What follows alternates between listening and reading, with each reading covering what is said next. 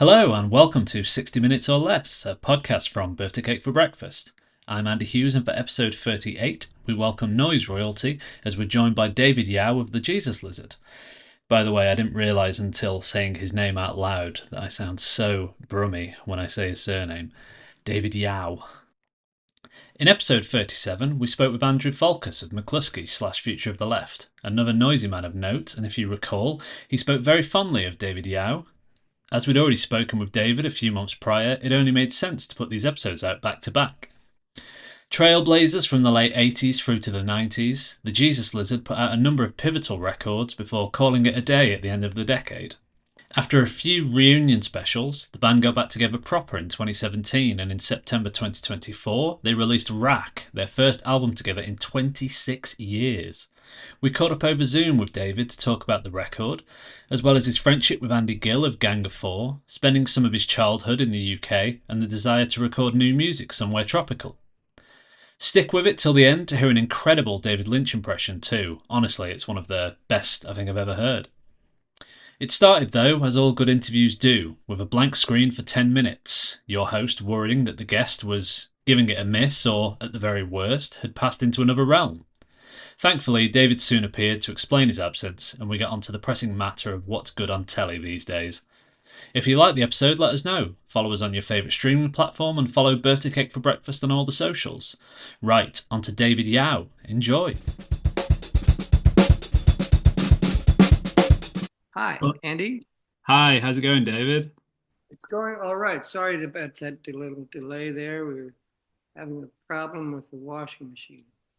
Don't worry, I'm just glad that you were able to come to the screen. It was very ominous, just the shot of just nothing, and yeah, Oh, and that like there'd been a robbery or who knows what. oh, I understand. Okay, well, let's see here. Let's get you a better background. How about the TV? It's a big TV. Yeah, Right. you could whack the telly on if you like. We could watch something. Have you been watching Severance? No, you know what? I haven't got Apple TV, but I did see the first series. Is it good, the new series? I don't like it as much as the first series. A dear friend of mine said that he thinks it's amazing. He said that it was better written and more well thought out than the previous one. I do not concur. Do you think that sometimes with TV, particularly now, once it gets so popular and that they have to make another series, it just kind of it's diminishing returns sometimes? Probably when there wasn't the original impetus to, if they hadn't planned on doing three series to begin with. Like, did you see Yellow Jackets? I must admit, I lost interest like two episodes in, but was that the same? The first episode, the first season? First episode I quite liked, but I lost interest, I must admit. Okay, yeah, I kind of like that. The second season I didn't like, or even like, God, one of the greatest shows of all time with Twin Peaks. After we found out who killed Laura Palmer, the story's done. It had its good moments, didn't it? But whenever it cut to James on his motorbike going to see that woman, and it was like, who, who gives a shit about all this? Yeah. Yeah. Well, I'm glad to hear, your washing machine is it okay? As far as I know, Woodward, is the washing machine okay? She says, yeah. Good. I was going to say, David, the last time we saw you, as in we, as in me, you were sailing above our heads at Manchester Academy, followed by a chair that was crowd surfed out of the room. Whereas now you seem to be a lot more relaxed and a lot more calm. Where do we find you? You're just at home today? Is today just a staying at home day? Well, I've run a couple errands. I went to get went to the hardware store and I went to the grocery store. But it's kind of a, whatever the fuck Thursday. Which sounds like a Jesus Lizard song, to be fair, title. Whatever the fuck Thursday. The Guardian review of that show I thought was really funny in its consideration of the amount of phlegm that you let loose in a post-COVID world, which I thought was a funny way to look at things. And with your proximity to like audiences at shows, pretty much from the word go, you're flying into the crowd. Did you ever consider how your performance might have worked during those pandemic years? Well, I've been, you can't maybe, you probably couldn't tell by watching, but I've been more concerned about, every show we do, I'm swimming in a pile of germs. Just like, that some of the people in the audience are sick. And, fucking old Blighty, they're probably all sick. Yeah, I mean, yeah, definitely there'll be a lot of sick people in England. That's just the way we are. But I would think, yeah, those are big rooms that you're filling, aren't they? So is that ever a concern when you are literally surfing on those bodies? I just, I just try to ignore it. Yeah. And do you have you ever been sick off anything like that? I think so. I've had COVID 3 times. I don't know if any of those were because of playing a rock show, but yeah, I think I've gotten sick from the uh, the closeness of those friendly strangers. Outside of not showing off your testes, at least as far as I could see when you were in Manchester, is there anything else that you've over the years shelved performance wise, or is it reasonably, still up for grabs in terms of what you are happy to do when it comes to, a Well, performance? if I could be as physical as I was back in the '90s, I would love that, but I kind of can't. I'll be 65 in August, so I just do the best I can.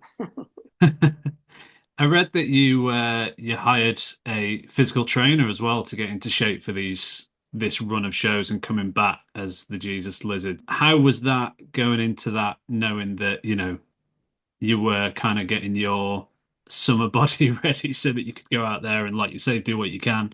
It was very helpful. I started in February of last year, and the first show was in June. So what? March, April, May, June. So 4 months of relatively arduous physical training before we started, and I know that it was a great help. It helped a whole bunch with my stamina and cardio, and I think had I not done that, I wouldn't be able to make it through. Some of these shows were playing over an hour and a half. So I'm really grateful to a fellow named Randy who helped me out that way. It was a really good help. I haven't seen him in a while because I just got too busy. Is Randy awaiting your call thinking that this is just like his bread and butter day job, or No, well, I mean we'll do it for an hour 3 times a week. something that I'm sure back in the 90s, like you say, you didn't need to do as much because I suppose you were touring so much back then as well. Yeah, and I mean just the physicality of the shows is a pretty good workout. Like I say, for an hour and a half, kind of just running around and acting like an idiot for an hour and a half. That's tiring.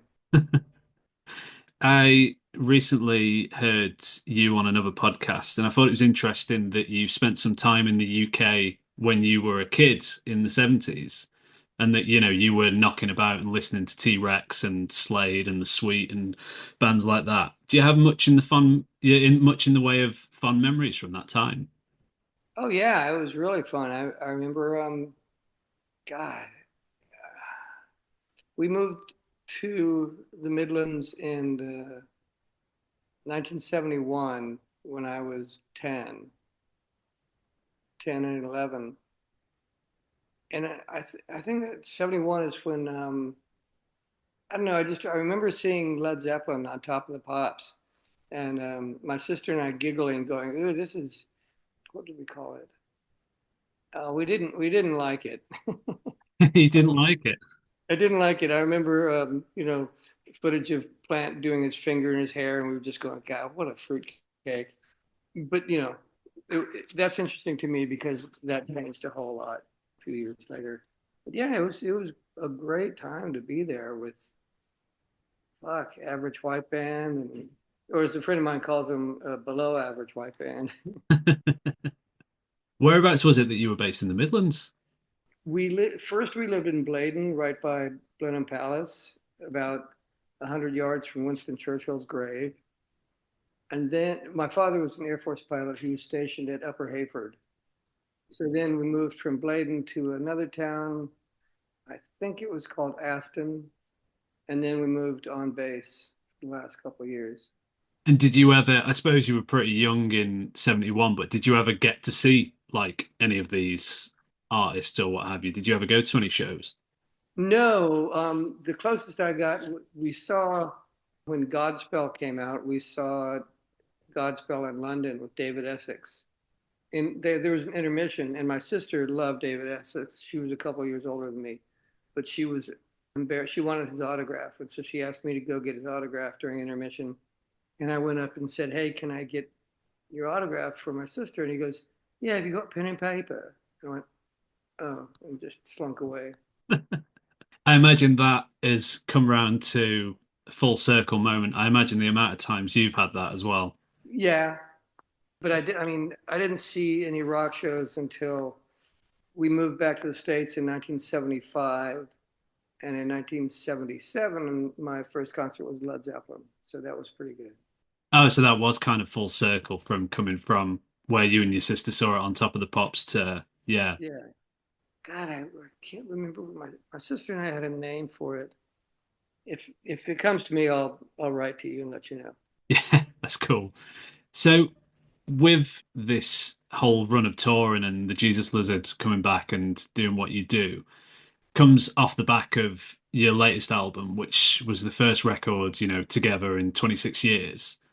I imagine some people that went to the recent shows, some people won't have even been 26 years old. So it seems monumental that, this much time has passed.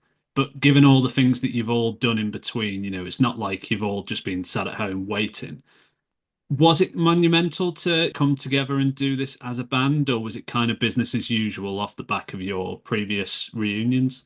Probably neither. It was really difficult to write the record because the four of us live in the four different corners of the U.S. Like David's in New York, Mac's in Chicago, Dwayne is in Nashville, and I'm in L.A. And so it was very inorganic, not at all like we used to be. Like we lived in the same apartment, we worked together, we toured together, we were constantly together, bouncing ideas around.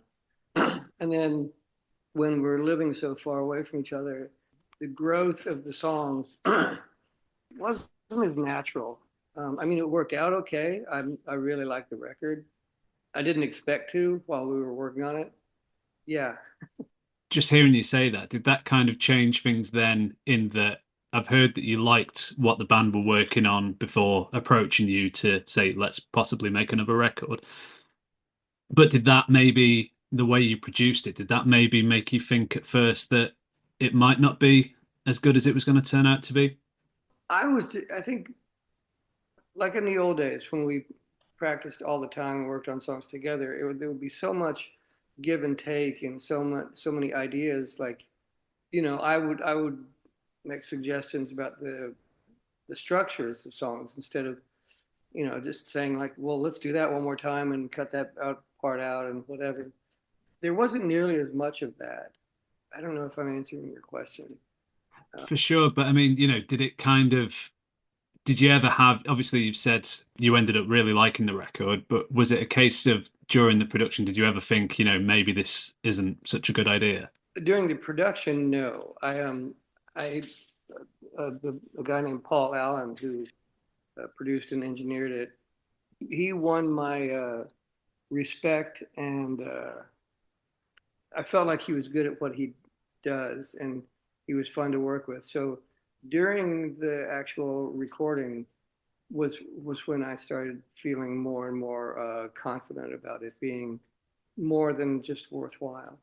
And I heard you say elsewhere that, outside of walking a bit slower and all of you saying ouch more when, you get up off the chair and stuff like that, you're still like the same guys that you've always been as a foursome, in the band. Was it nice to be able to kind of turn that on again when it came to putting it together, even though, albeit you weren't together as such, to be able to still come together and produce this? Yeah, I mean, I love those guys. They're my best friends, and we've always been very fortunate in that. I mean, there are a lot of. Are you a musician? I'm not, no, but I've been doing this for a while, so I've spoken to many. Right. So of it's not that common that a four-person group get along as well as the four of us do, and that's remarkable. And it's it. I've always said the most important thing in any band is the chemistry between the members of the band, and I think that that's evident, particularly when you think of the when Mac was left the band and we had Jim Kimball play for a little while. It was not. It wasn't right. It didn't. It wasn't the right chemistry. With Mac leaving the band, it wasn't like a case of you all fell out as well, was it? It was personal matters that he wanted to go and look into. So was it kind of I've read, that at the time you were pretty gutted about the whole aspect of him leaving, and it kind of turned into a bit of a 9 to 5 after that. Absolutely. I mean, I've also always said if it's not fun, then don't do it. As far as maybe through every aspect of your life, but that's a little absurd. Yeah, definitely. It became an obligation because we had to fulfill our contract with Capitol.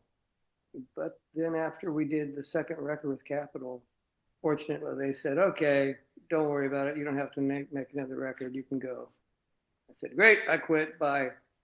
You would be absolutely fuming if it was the other way, and you still wanted to make that third record, and Capitol were just like, "Don't worry, lads, you don't need to do anything else." That would be funny. So we just interviewed the vocalist from Gang of Four, and with those later records before this new record, you were doing work with Andy Gill from Gang of Four. Have you got any Yeah. memories around that period of working with him? Oh, it was a blast. It was so much fun to work with him. And I had moved from Chicago to Northwest Indiana, which was about a 50-mile jaunt. And so I sort of set up in one of the rooms my own little sort of apartment with a toaster oven and a microwave and a little refrigerator. And so when the other guys would go out to dinner or lunch or whatever, I would just sort of save money and stay in this room and eat and stuff. And uh, Andy and I became pretty close, and got to the point whenever I was in London, I'd give him a call and we'd hang out, and whenever he was in LA, we'd hang out. As a matter of fact, when he died, I wanted to write to his wife and sort of send my condolences, but I just figured like I'm sure she had enough going on. I didn't want to bother her. And the day after he died, she called me and said that he told her that I was one of his very favorite people that he ever worked with, which kind of choked me up. I was Yeah. pretty honored. Yeah, that guy was not like anybody else. Here's a good one. One time, Andy, I had a little pickup truck at the time, and Andy and I were driving around in my truck, and I was playing Rape Man, the Steve Albini, Ray Walsh, and David Sims thing. And the beginning of one of the songs came on, and it's like, and Andy goes, that sounds like me. And we chuckled and stuff. And then the song keeps going on. He goes, that sounds exactly like me. And so I told him that I would tell Albini that he owes Andy some money. So I called Steve and told him that. And he said, well, I already gave him some money. He said that he saw Gang of Four on the first US tour and that he gave $1 to John King and said, give this to your guitar player. So he already paid Andy $1 for being able for just sort of ripping him off, you know, cost $1. I love that idea as well. So with, bringing up Steve Albini, with your relationship with him, obviously you were very close and you became very close with Andy Gill as well. Do you think that is important when it comes to producing a record, or do you think that's just the way things turned out in terms of your personalities and such? I think it's beneficial. I don't know that it's necessary. We did so much work with Steve, and then we did a few days with John Cale, and that was fucking horrible. He was such a dick.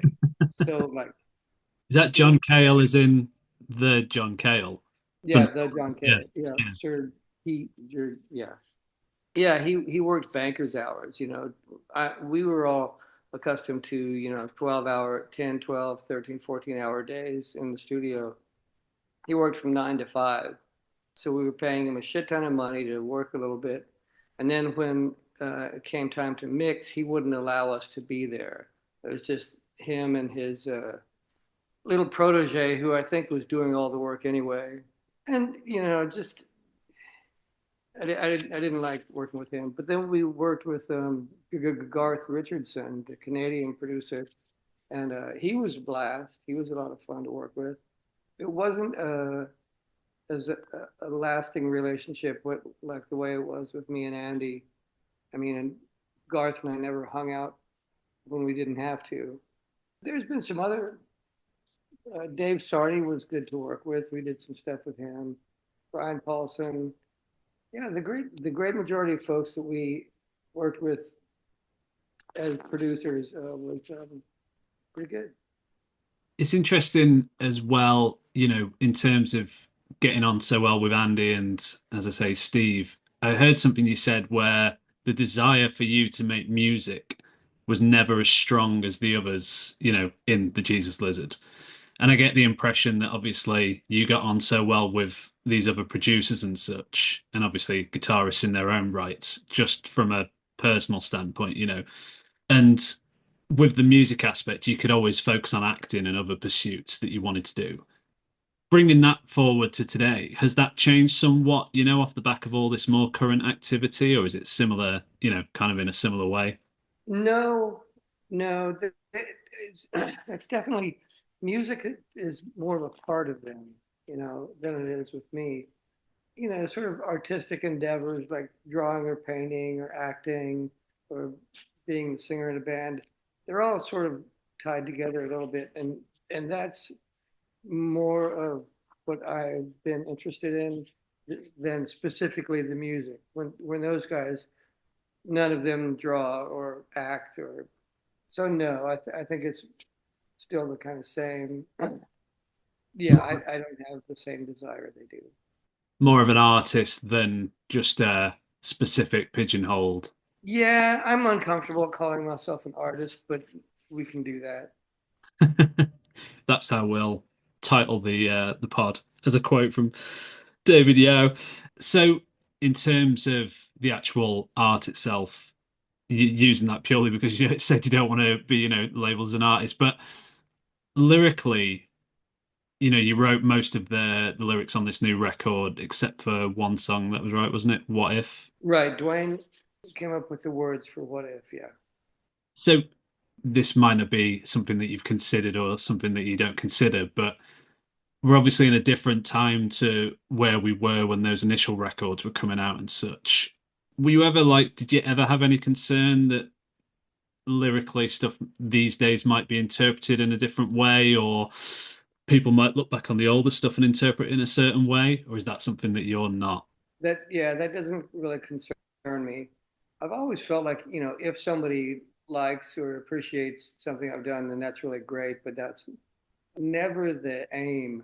And the old stuff just seems like so long ago that I don't really I don't know what's changed in me, but in the interim, I don't know how different or how similar the crap I came up with this time is to the stuff that, from before.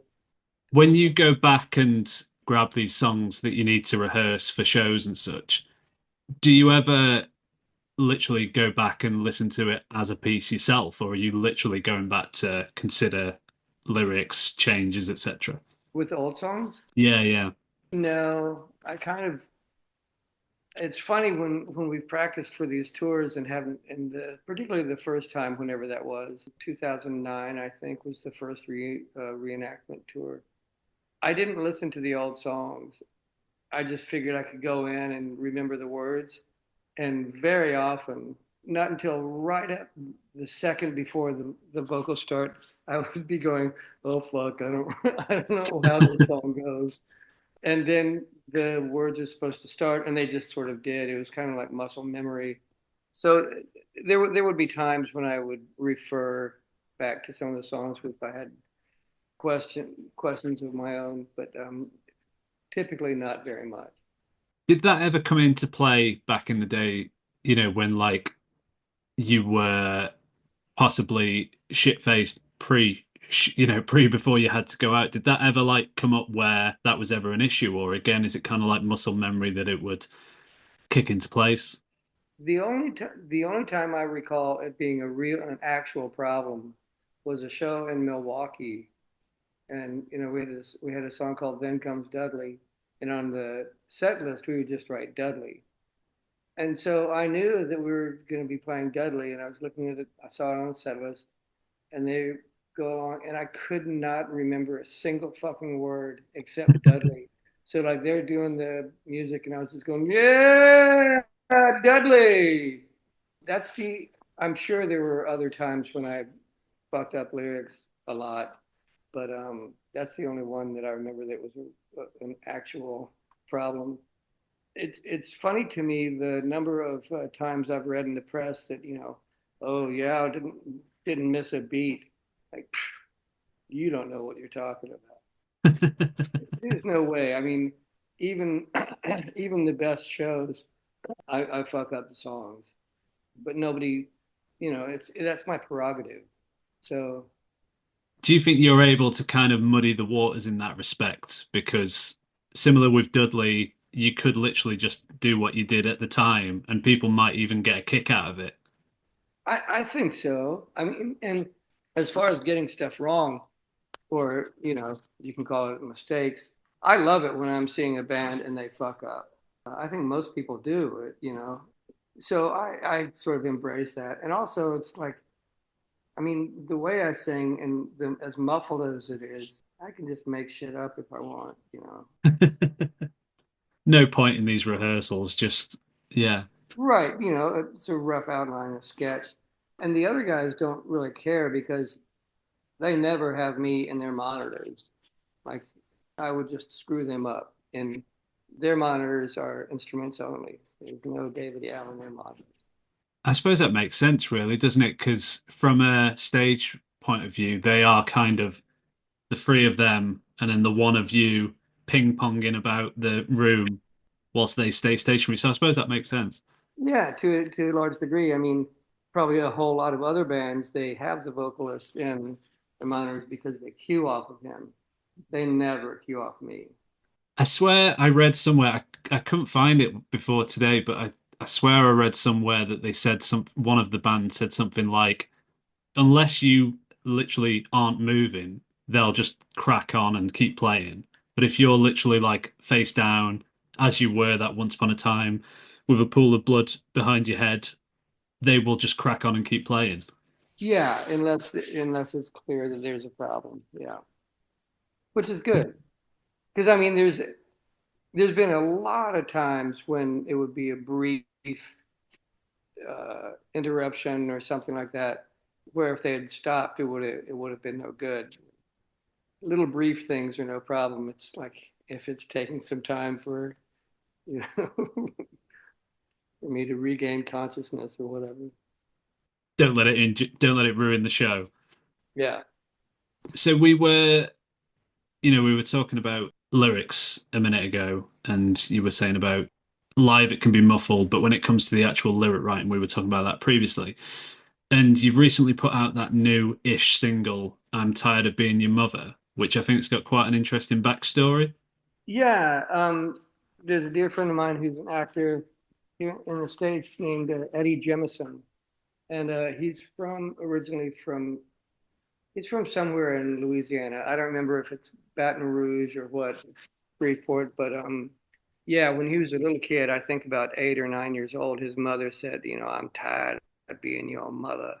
And I was just so taken by that. Thought, what a fucking horrible thing to hear from your mom.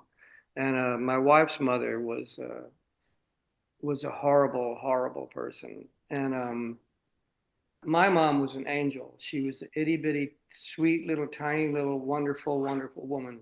I've been amazed to throughout my life, finding out how many people's mothers were just awful to them, and that kind of blows my mind. And so that lyrically, that song is yeah. I searched for actual quotes from mothers and horrible things they said. And I've recently become friends with a woman named Tara Bush, who does a band called I Speak Machine, and she said she was, I think, the fifth child, and her mom said to her like, I should have stopped at three. There's that famous quote, isn't there? Something like, they fuck us up, our parents, or something like that. About how much of a tough ride parents, except for your angel of a mother, can give, children. Yeah. In terms of that new song, it was, one of a number that were recorded for the record. I assume anyway, because I heard you say there were 14 songs recorded, and there's 11 on the record. Yes. So they've been dropping as part of a new EP that's going to come out on Record Store Day. Is there more on the way in respect to that sort of thing, or have you been working on anything new? Nope. That's everything. All And do 14. you, oh, sorry to interrupt. I was just going to say, is that an indicator that that's it, or I don't know, Andy. We haven't really discussed that. I have been saying a few times that writing this record when we've got the four guys all scattered around the country and it took months and months and months to write that stuff. I don't want to do that again. And we're obviously not going to move in together, but if we are to write and record another record, something's got to change.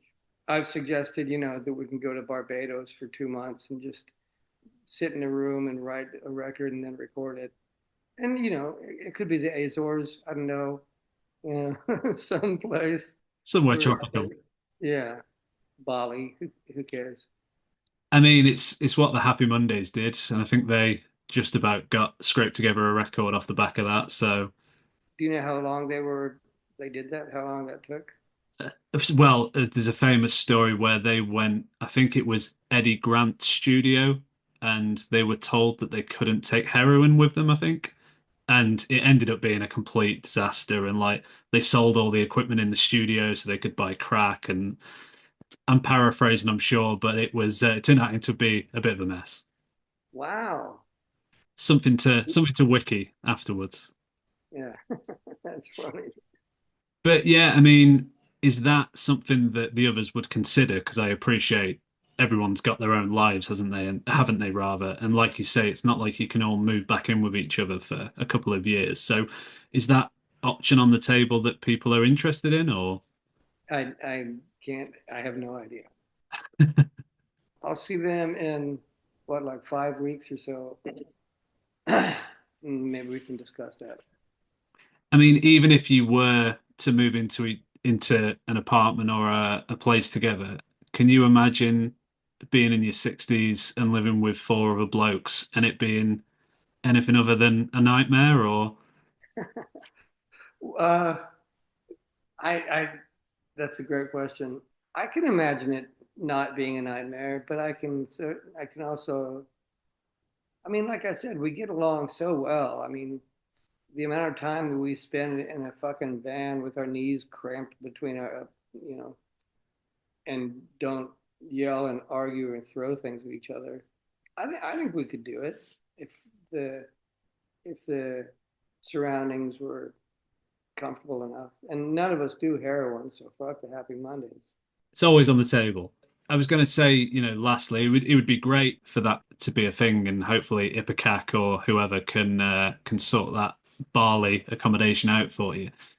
But I was going to say, before I let you go, I was really interested to find out that you were in Under the Silver Lake because I watched that Yeah. recently, and I thought that was like a really terrific throwback film that kind of, flew under the radar.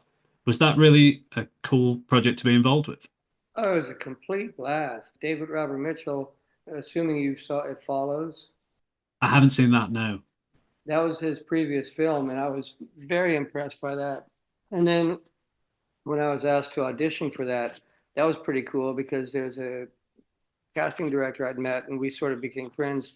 and I got a call back, and David Robert Mitchell was at that second audition, and it was so uncomfortable because we did the scene where I'm asking the guy Andrew Garfield, like, why do you have dog biscuits in your pocket?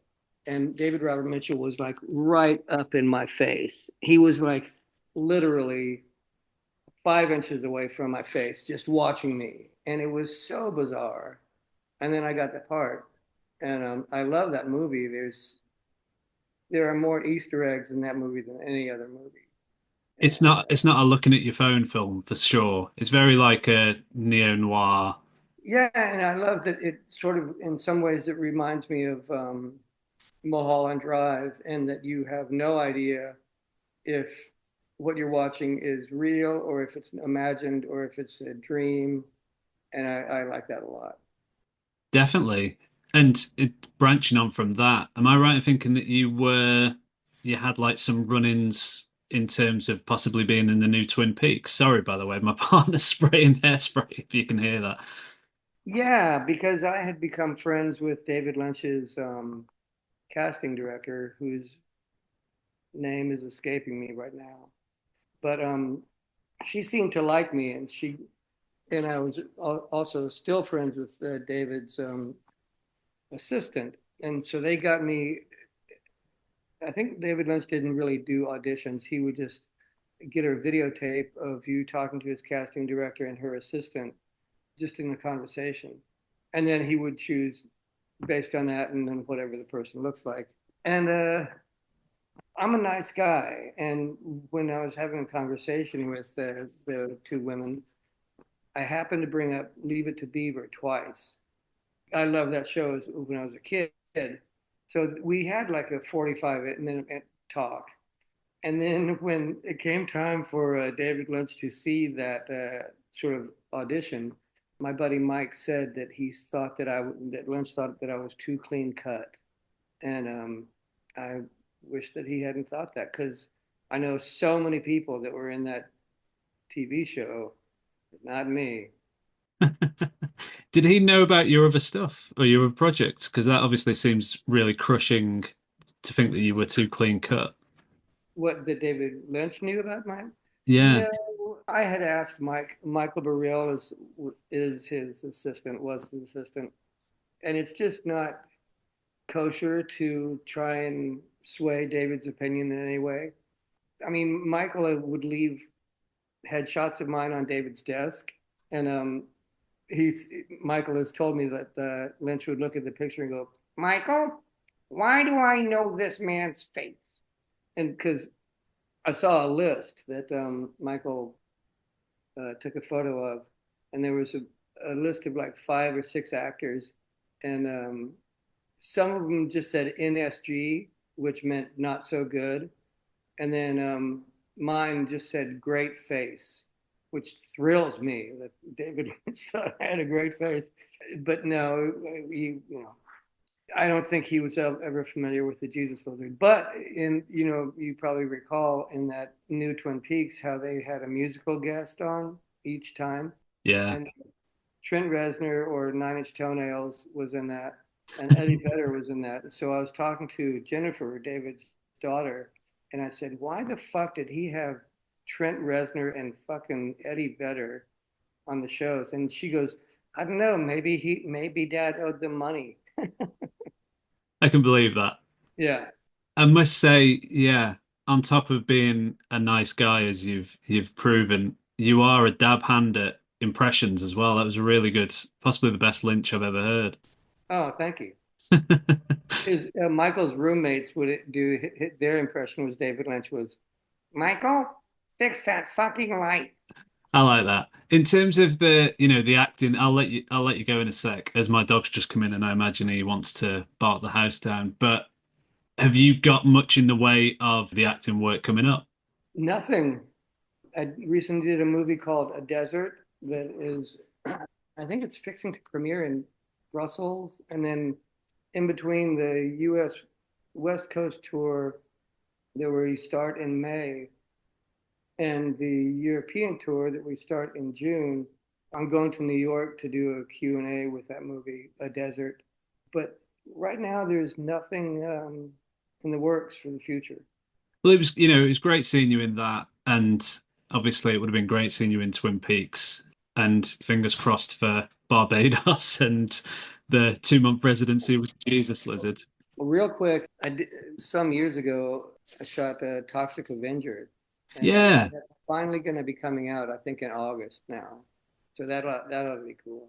Have you seen that? I've not seen the new version. Yeah, I saw it in a festival in Austin, Texas, and it's great. It's really it's really good.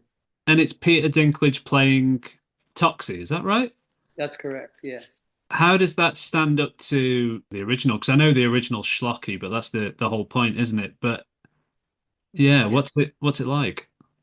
It's pretty schlocky. I mean, the production company or whoever asked Macon Blair, who wrote and directed "I Don't Feel at Home in This World Anymore," to write it, and he's stuck with the absurd sort of B quality concept of the original, and it's really gory, but it's so over the top. It's not even disgusting. It's just ridiculous. Yeah, I laughed a couple times so hard I couldn't breathe. That's good. That's good. Yeah. Has he still got the blind girlfriend and all that, or is it a different tale? No, he does not have a blind girlfriend. Are you quite, do you quite like doing that sort of, I would imagine, from the Jesus Lizard, do you have that sort of sense of humor when it comes to pictures like that? And do you enjoy taking on that sort of project when it comes to films and acting and such? Yeah, I mean, ideally, I would whatever roles I get would be a huge variety. I mean, I would like to see, what I'm capable of. That particular role, Macon wrote the part specifically for me, and knowing how I am and stuff, and it's pretty funny. It was it was a complete blast to sort of become this guy. His name is Guthrie Stockens, and Macon described him as a cheerful hobo with anger management issues. So that's what I play in that Toxic Avenger. Which very similar to the Hobo King or whatever he's called in the Andrew Garfield film as well. Yeah, although he's not so fun. He's not as funny. No, nice outfit though, covered in shit and dirt and a crown on top. Yeah, But yeah, thank you, David. I really appreciate the time. Yeah, really like the new record. Really like the film as well. Yeah, we'll try and track down the new Toxie.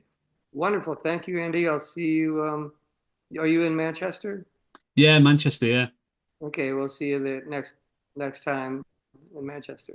yeah. Fingers crossed. All right. Cheers, David. Take care. You too.